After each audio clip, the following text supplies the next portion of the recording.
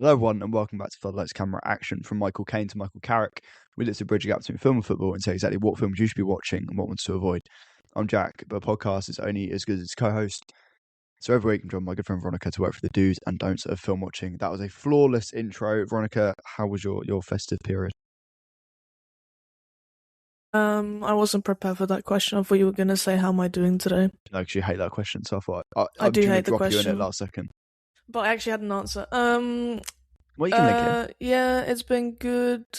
I've been dreaming big, and I've been on my grind, Been on and your I'm hustle locked in. grind set. I'm locked in for 2026, but we'll talk about that later. Yeah, we're both in the pursuit of greatness. You catch us hot off the press, i.e., 2 hours ago I saw Martin the Best, also known as Marty Supreme, the new Josh Safdie and Tim Chalamet film that Veronika unbelievably got to watch early and was in the presence of greatness and also in the pursuit of greatness, as we covered last episode. I had to be a povo and wait because I'm not privileged like her. I was going to see it on Boxing Day, but if I watched it on Boxing Day, I wouldn't be able to get home because of the way public transport works. I did see it on Boxing Day. You I did? rewatched it on Boxing Day. It was How was it a to Martin be Supreme Boxing Day in central London. Martin Supreme Boxing The Day? vibes were Martin Supreme Boxing immaculate. Day. The atmosphere was electric. It's absolutely electric. The passion. It was. It really was. All right, your turn. Yeah, I saw Your it on time to shine. the 27th of December. Obviously, a lot of clamour, just a lot of talk about this film being brilliant. And sometimes, you kind of get nervous being like, oh, everyone loves it. It might be crap. I had no doubt in my mind that I would love this film. It is heavily influenced by my favourite era of Martin Scorsese, which is the 80s. So things like After Hours, Colour of Money, Raging Bull, King of Comedy. It's directed by a brilliant filmmaker in Josh Safdie, one of the best working actors in Timothée Chalamet, and it's got some really good needle drops. What more do you want? What more do you want? And yeah, it's brilliant. It's perfect. It's a 5-star film. I've got no notes. It's spectacular. It is, in my opinion, really clearly Timothée Chalamet's best performance. It's the first time I've seen him fully let loose. And like I said, it's in my review on Letterboxd. It feels like in the past, a lot of his performances, although brilliant, have been quite. Even the big ones, like in June Part 2, he's holding something back and he's inside himself almost, and he's hiding something. Whereas the character Marty Mauser, there is no hiding, there is no subtlety. It is complete. Wears everything on his face. Part of it's artifice, sure, but part of it's genuine. He's incredibly flawed, and yet still makes a character. I'm not sure if likable is the word, but definitely watchable. Like, he's so flawed and just a piece of shit. But he makes it work because of his brilliant performance. It's his first adult performance, in my opinion. I can't remember who else I saw talk about it. It might have been Seth or someone else. This is the first time he's been an adult in a film. Really, it's been a lot of kind of late adolescence into kind of that. Okay, wait. Calling him an adult here is a bit crazy. He is very immature. No. I'm not saying mentally he's an adult, but this is clearly an adult, flawed one, an immature one. But this isn't a grown-up child, or someone who's been. Is Paul Atreides not an adult? No, Paul Atreides is like 18 years old. Very clearly pretty boy. I mean, it's a bit more clear in the books, but he's a very young man, Paul Atreides. Whereas I think this is such a brilliant performance because it's so different to anything he's done before. And it's interesting because in Benny Safdie as a Smash Machine, the role feels pretty perfectly pitched for Dwayne The Rock Johnson. And, he's fine in that film. I think the Oscar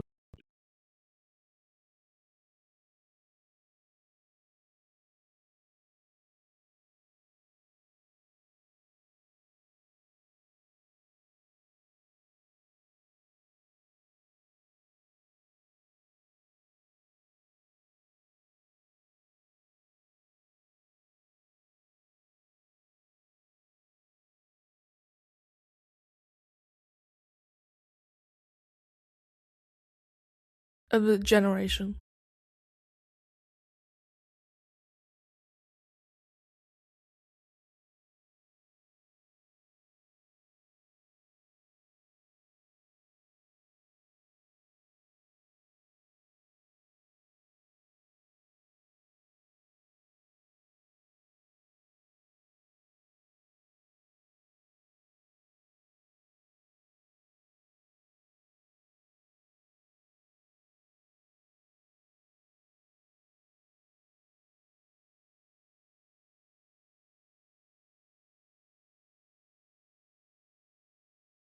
The best. You're just a PTA cuck.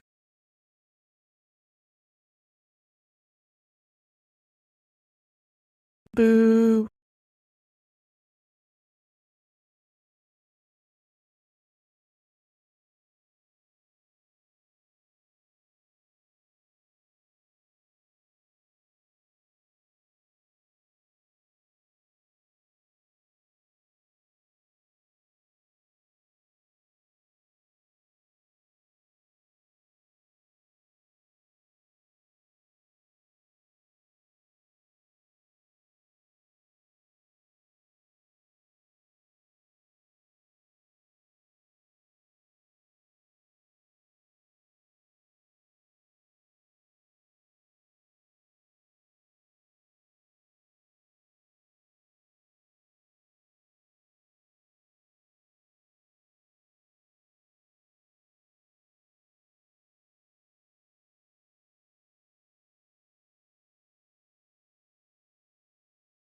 Did you really not did you not think Odessa Zion was that good? I genuinely think she's the best supporting performance in that film. The one scene where there's a big reveal, I feel like was like crazy good, and also the scene in the phone booth, I thought she was great. I don't know, I just think she was great. Second half, she got more screen time.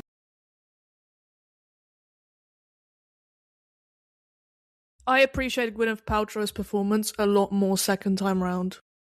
It's actually brilliant. I'm not gonna lie, it's great.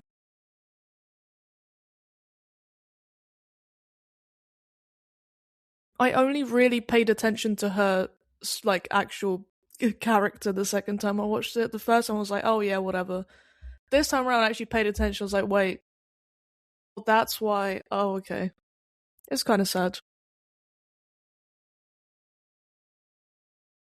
She has her own film going on in the film, pretty much. Like, she has her own complete thing going on.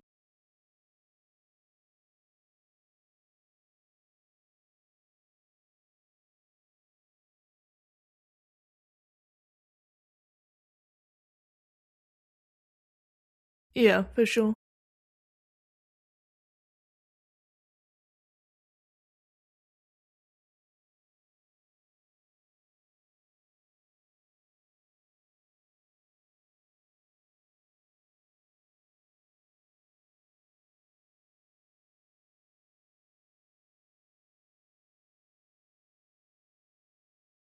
It's not. Listen, but who cares? But who cares? Who cares? It doesn't matter. They don't know ball. They don't know ball. They know nothing. Best picture. It just will be. It just will be. Because it's a joint decision, and we both have to agree. It's gonna be Marty Supreme.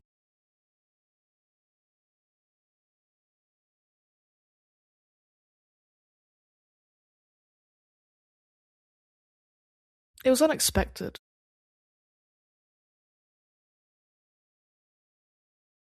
Chaos. Yeah, big performance, big leading performance. Good soundtrack. We really are.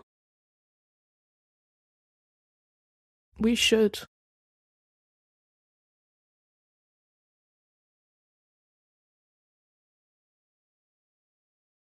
You know, I was about to mention, right? I sent it to you before the film just so you could listen to the beginning because oh my god, when the first part where it's like it goes like left ear, right ear, it's like down, down, down, down. Oh my god, it's unbelievable. It's so fucking good.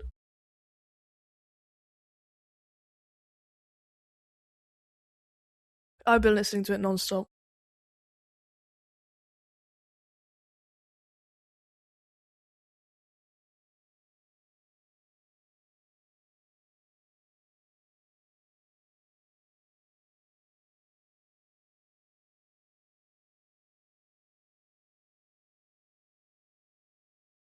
I left the cinema yesterday in central London, like Boxing Day, so busy in central London. And I was in like flow state, listening to the soundtrack after watching it, just like weaving in and out of the crowd. I was about to start running. I'm not gonna lie. I felt like I should just start running down like on the road. I didn't, but I felt like it because that's what this film does. It's just God. It really is. It's so exciting.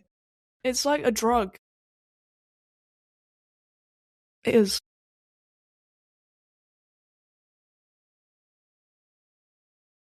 We love energy. Yeah.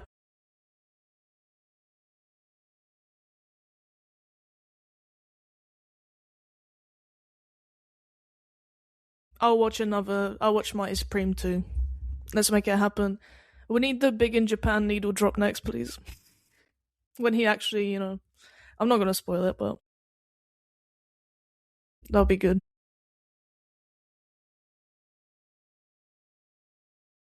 I will eat it up though. I don't care if it's the same thing. You say that about everyone.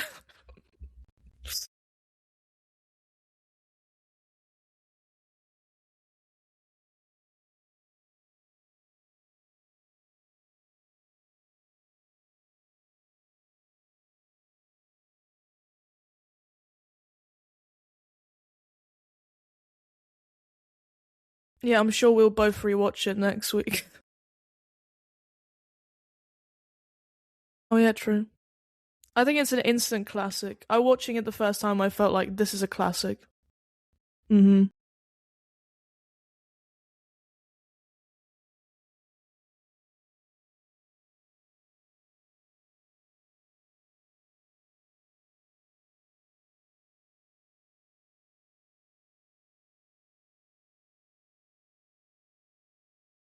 Um Muted to be honest. I've been like working from home, so it's been a bit quiet. Yeah. But it's been alright. Damn.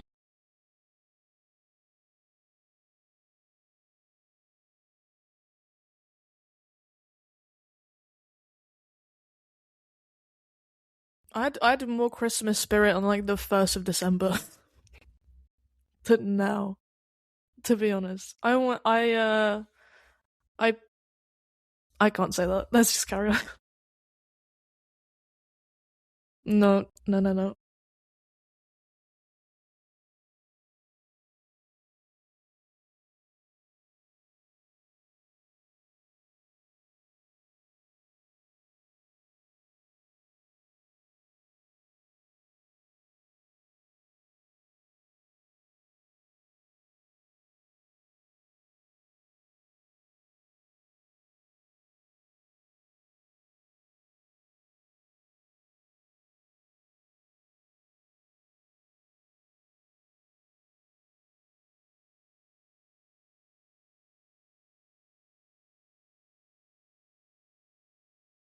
I hated it on first watch.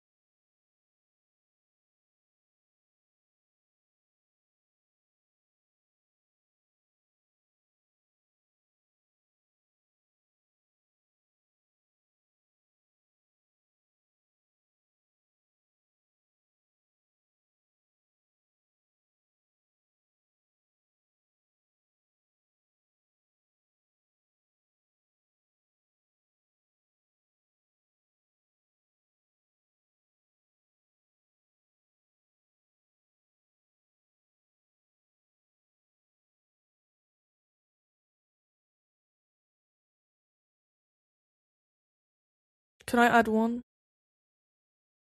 Just one that you didn't mention, and I don't know if you watched it, but no, it's not an obvious one. I don't know if other people. Well, actually, okay, I'll say Carol, because I guess that's a Christmas film. But in terms of Christmassy Christmas films, like proper Christmas films, I don't know if this is unpopular, but Bad Santa is really good. Okay, actually no, it's not really good. I'll take that back. It's not really good, but it's funny. It's like a pretty funny Christmas. You won't expect to like it, but I think you'd like it. And there's also one more. It's like it's a really old, and I don't think many people have watched it. It's like Coming Home for Christmas. It's some guy who's no, it's not. It's not Coming Home for Christmas. Oh my god, I need to find this film. It's a film I watched last year. No, don't. We hate that. Um, yeah. So I'm not asking ChatGPT. It's a really good film, and it's a guy who's like on a road trip to get home for Christmas. No, it's oh my god. How can I not find this? What the hell is wrong with me? It's not last, and it wasn't last December. Oh my god, how can I not find this? I'm gonna kill myself. He's by himself though. So how can I not find this? Oh my god, I'm gonna go insane. I don't know. It's old. It's old. I found it. I'll be home for Christmas. Have you watched that? I'll be home for Christmas. Actually, that's actually a pretty good Christmas film. If you need a new one, watch that next year. Yeah. Yeah. It's good. Okay, yeah, I'm done now with my Christmas films.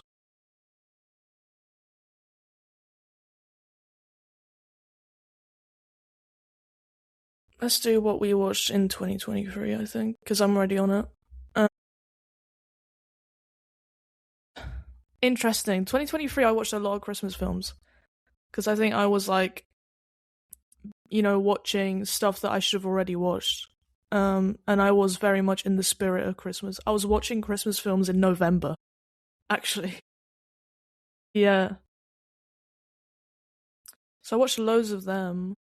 And then when it actually came to Christmas Eve, I watched nothing. On Christmas Day, I watched Weird and Miller's. Rewatched it because it's pretty good comedy. It's funny though. It's funny. Then I just didn't watch anything. And then I watched loads of Oscar-nominated short films on the 28th. Or not nominated, I guess, but like the ones that were gonna be probably nominated. And then on the New Year's Eve, I watched Poor Things again, which sounds like me. Yeah, and then I watched Poor Things twice in January again.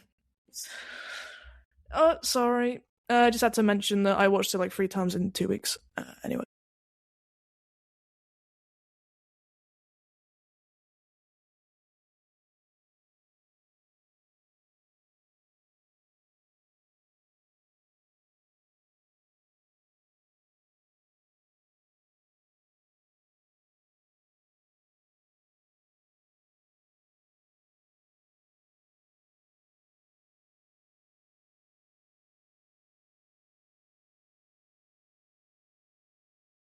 Absolute banger. Certified classic.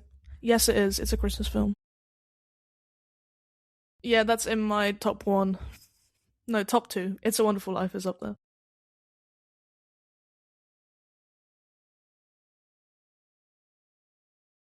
Jesus Christ. I watched it on the 28th last year and didn't want to say it. But you said it, so I'm going to say it. It was so shit.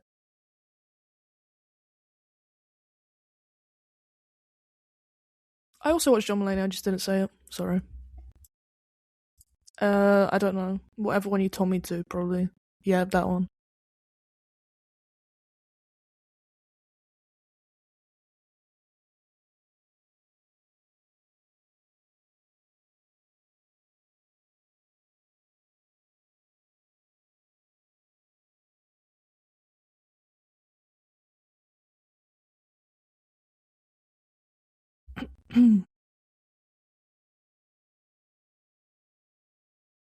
Yeah.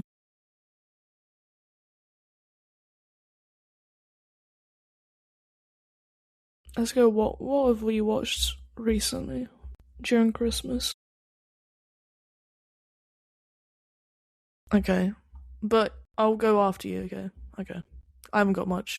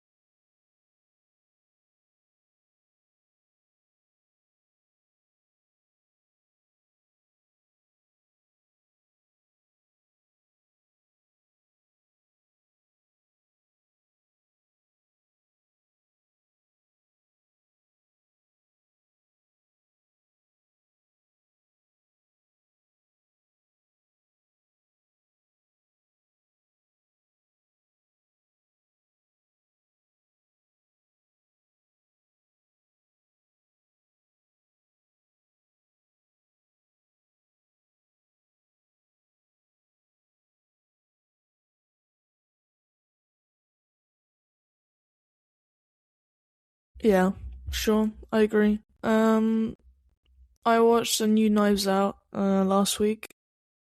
I loved it. I gave it 4.5. It's my favorite Knives Out film. It depends. It's for a certain type of person. That person is me. Yeah. Uh. Yeah. Let's not even. I'm not watching that. I'm not ruining my Josh O'Connor. Yeah. Um. I actually, you know what? I know that some people don't like it because it's not focused on the supporting cast as much as the others are. But like, I think this is an advantage because the supporting cast in this one is so much worse and is so miscast in so Jesus Christ, like some of these people, why are they there? God. That guy who's meant to be the influencer's son, I don't like him. Yeah, I don't like him as an actor, to be honest. Yeah, because Josh O'Connor and Daniel Craig are like a level above. Yeah, I don't care about anyone else. Yeah, Josh Brolin was good. The people that it focused on was like exactly what you'd want it to focus on. They gave the right people screen time, is what we're saying. Oh my god, stop. I feel so bad for her. Imagine, like, oh, I got cast in Knives Out film. This is the worst, most boring character ever. Yeah.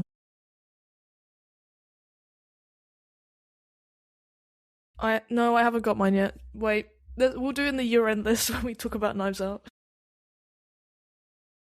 Sure.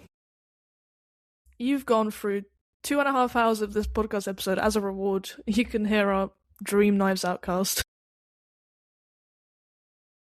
For the real ones only. Um, Also, I was genuinely thinking of Scooby Doo, and then they mentioned it in this film, so that added half a star. Because I was thinking, like, adult people clearly grew up with Scooby Doo and now yearn for Scooby Doo films. This is what Knives Out is. It is just Scooby Doo. They do. I do as well. I love it. I love Scooby Doo. Yeah, I Scooby Dooby Doo. Okay. Next, I watched It Was Just an Accident. I gave it 3 stars. I didn't like it. Well, okay, I like 6 out of 10. Like like it's I'm sure it's a good film. It just wasn't for me. It just wasn't for me. I didn't find it. I didn't listen. People say like the dark humor element is what got them through the first however long. I didn't find it funny, so that completely cuts me off. Yeah,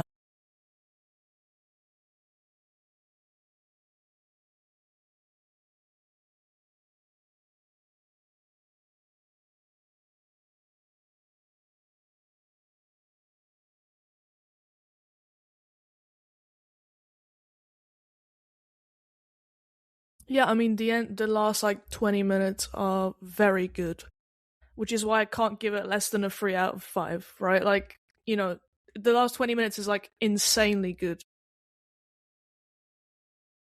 But I mean, yeah, like it genuinely like it kind of gave me chills actually. No, it does have a really fucking good ending, but the rest of it just, I can't give, come on. The rest of it I just didn't click with. Yeah, I'm not gonna lie. I'm not gonna pretend like I like something. Actually, you know what? There are a few ratings I went back on and I changed. Maybe we talk about that next episode because I went back and changed some of my ratings recently. Just thinking back on stuff that I was a bit too harsh on. No, I've been harsh this year. We'll talk about year-end lists because they are mostly this year's releases. Yeah.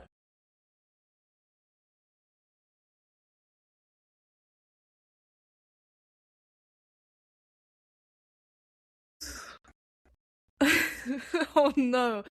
Oh no. No one's gonna listen to that. It's fine. It's fine. No one's gonna listen. Yeah.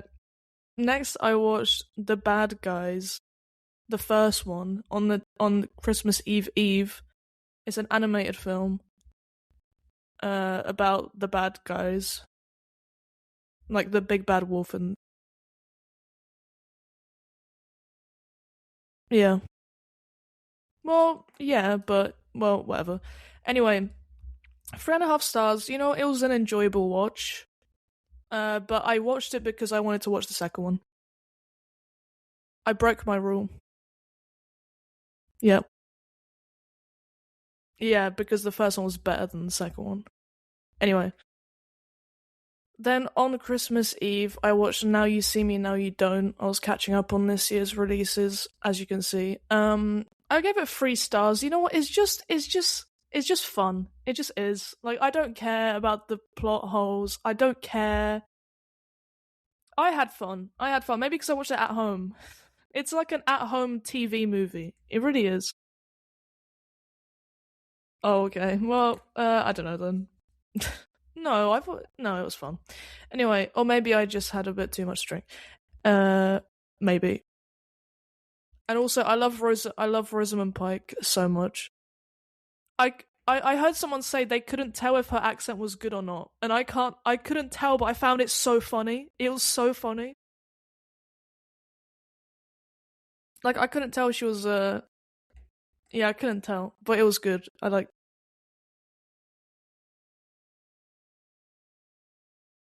uh, sure, yeah, right.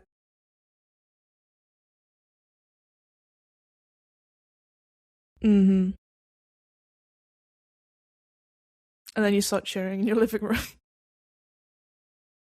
You do a knee slide.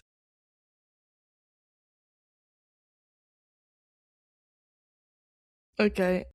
Christmas Day I watched 2 films. I watched The Bad Guys 2, which I just said. I just talked about that. 3 stars, not as good as The Bad Guys 1, but it's still enjoyable. And actually, the voice cast. By the way, the voice cast in The Bad Guys is kind of crazy. The wolf, the main guy, is played by Sam Rockwell. I didn't. I thought it was like someone like Bradley Cooper, but it's Sam Rockwell. Yeah, he is. Which so I assumed it was him.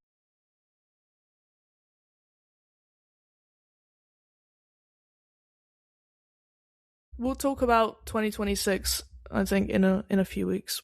We'll do a preview. Um, yeah, the voice cast, whatever. I don't really care. Anyway, yeah, it's fine. Whatever. It's a good animated film that came out this year, I guess. Then what? Exactly. In the battle between which furry animated film is better this year, I don't know who wins yet because I haven't seen Zootopia 2. So we have to wait a bit. I don't know if it's out on VOD though. It's still at the cinema. Is it? Okay, I'm gonna watch that tonight, and then I can decide. Uh, Anyway, so yeah, The Bad Guys 2 you're gonna have to watch at some point, because then you can help me decide what the best furry animated film of the year is, because that's a new category. Yeah, so you can watch The Bad Guys 2 without watching the first one, even though the first one's better. Yes, you should. Okay. Last film I'll talk about, because Boxing Day was Marty Supreme, and we already did that, is Roofman. I watched Roofman on Christmas Day. 4 stars, but it's so close to 4.5. I actually loved it. I'm not gonna lie. It is. Oh my god, it's so good. Like, oh god, it's just great. Like, Channing Tatum is really charming, to the point where after watching it, I was like, you know what? I might have to watch the Magic Mike films just to see more Channing Tatum. Not in that way. Not in that way. I mean, like, as an actor. Okay, listen, as an actor, right? Because I've heard those films are actually good. People have been saying this. Yeah, Blink Twice is good. I like that as well.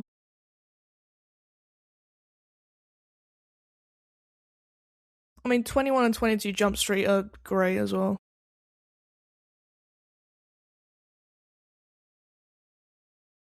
It did. The way it's like shot and everything is brilliant. Surely. I think it is. You've wrote in your review that it is, so I just trusted you. It looks really good. I wish I saw it at the cinema on film. Oh. But anyway, it's great. I wish more people also watched this, because I think it's really flown under the radar. It's sad. Their marketing was retweeting a Jack Hancock tweet.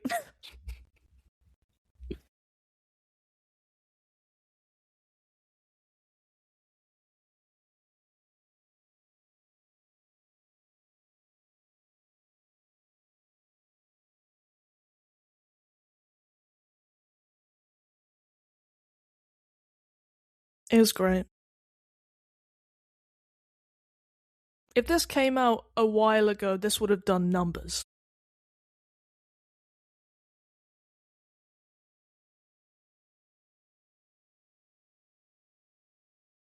Like, nowadays, people just don't go and watch films like this at the cinema. It's a shame. Only if it's Avatar free.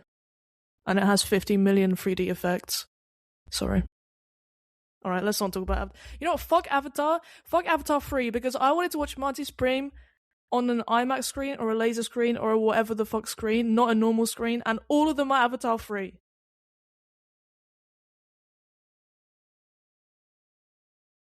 My Odeon isn't even showing Marty Supreme to like the second, and it's all normal screens. Because of Avatar, still. Fuck Avatar. No one cares about Avatar. I'm not paying. Usually I'm not paying because I have free tickets, but depends. Like Odeon. Odeon is like, I mean, it depends what film it is, really. I don't know, 10 to £15. But Picture House is more expensive. Well, Picture House depends, right? If you have an under 21, you have a student. We do love Picture House. Picture House has a lot of like midweek discount, student discount, blah blah blah. Like their prices aren't that bad, I think. However, I will say one thing about Picture House. As much as I love them, they're doing a Q&A for Saipan, okay? Which I was like, okay, yeah, sure. I guess I'd go to that if it's a decent price. I'm not paying £18 to watch Saipan. £18 seems crazy. The guy that you probably know. Both of them.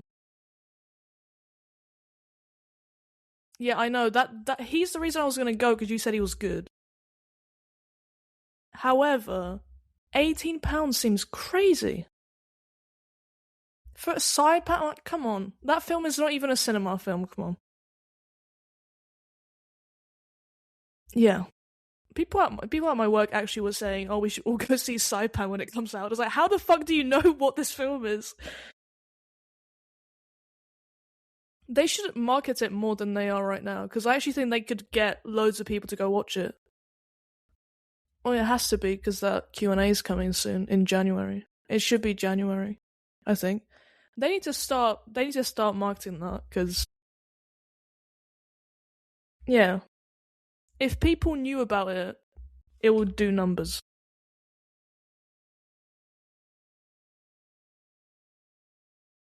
Come on, wake up, dead man. Wake up, dead man. Wake up, dead marketing man. Sorry. Anyway, Christmas songs. Oh, yeah. No, Christmas songs though. What do you mean all-time favorite at the moment? What does that mean? What?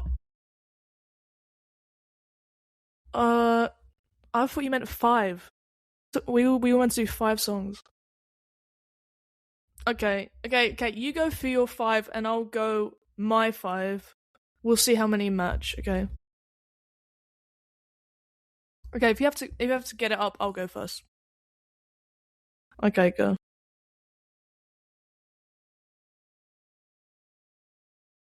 Okay. I've never heard that.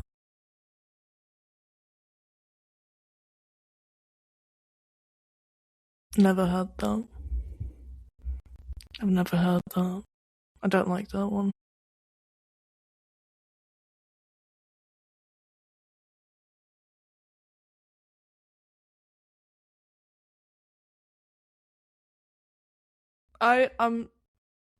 We could not be any more different. Like, we could honestly not be more different in the songs we have on this list. Obviously, like, ignoring Last Christmas and All I Want for Christmas Is You, because they're like classic. Everyone's listening to that. I don't know. I haven't listened to it. I'm gonna go with this one. Should be almost as big as All I Want for Christmas Is You, and it's rising every year, but it deserves to be up there. No, well, it's the Kelly Clarkson song "Underneath the Tree." That's a banger. That should be getting Mariah Carey numbers, and it's not. That's like one of the best. Okay, thank you. That's us holding the flag together as a peace treaty, is with Underneath the Tree, Kelly Clarkson. Yeah. Yeah. Next is an underrated song that I'm probably the only person that listens to this. Britney Spears' My Only Wish brackets this year. It's actually good. It's a good Christmas song. Don't knock it till you try it, okay? It's good. Just saying, it's Britney Spears' Christmas song is really good. Okay, next is a more modern song. I think it released last year, and I think new Christmas songs are usually rubbish. However, okay, and also this song is not happy, it's actually really depressing. But Bleacher's song, Merry Christmas, Please Don't Call.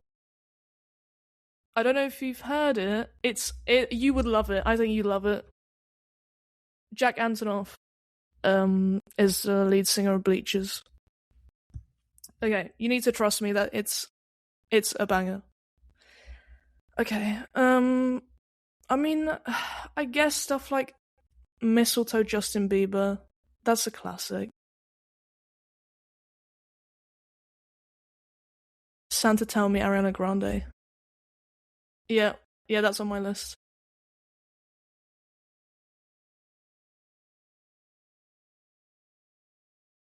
Have you heard Drummer Boy by Justin Bieber and Busta Rhymes? It's that song is like so funny. Busta Rhymes' verse is so funny. You have to listen to that. Not because it's good, but because it's so funny. But my top this year, I've literally listened to it every single day, is that Bleachers song. It's really great. So that's my recommendation. I'm a Jack Antonoff head because I like Bleachers. I'm a real Antonov head, yeah. This is how much I love Margaret Qualley. I listen to Jack Antonoff. Mm. Probably me, 'cause I'm not involved. Probably me. Yeah. I'm watching from both sides. Her films and his music. Yeah, talking about Margaret Qualley. Did you see the trailer? It's actually good. Yeah. An actual good Glenn Powell film, please. We need a renaissance, please. It does. It does. It really does. Doesn't feel Running Man-y.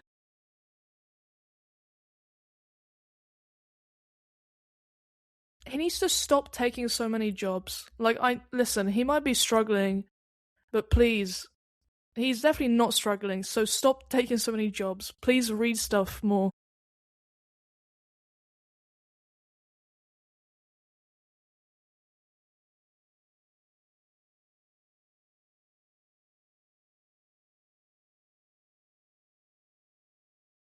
Yeah. Yeah, of course.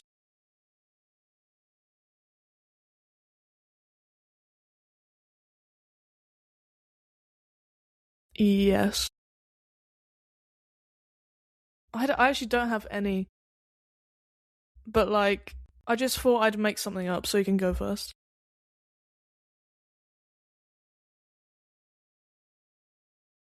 That's fair.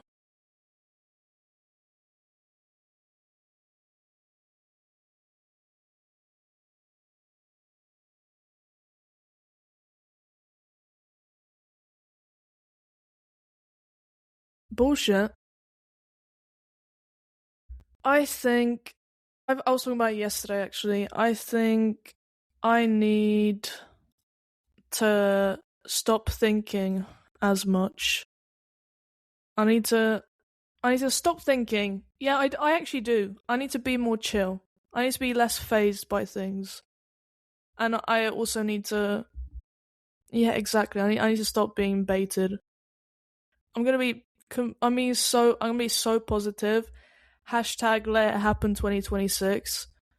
Um Hashtag dream big. Hashtag lock in. Yeah. Hashtag Marty Supreme Boxing Day 2026. Montada. True. Let's make that happen.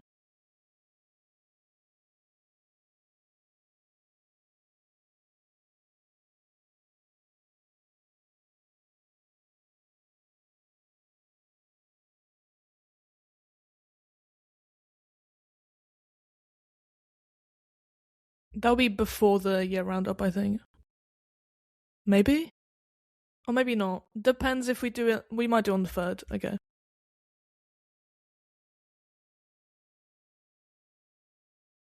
Mm-hmm.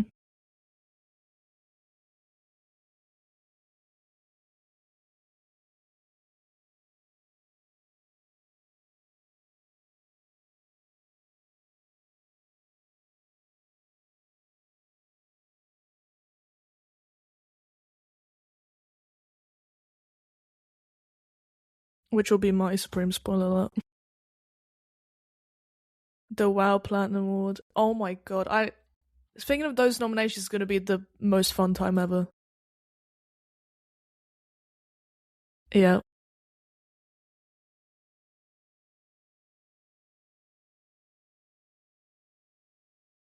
Which is strange, because I make PowerPoints at work all the time. No, I also work spreadsheets, to be fair. Big spreadsheets. Big spreadsheets. Oh god.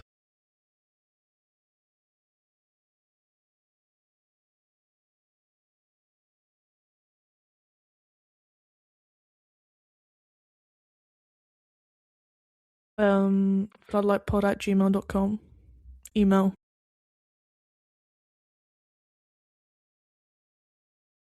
Yeah.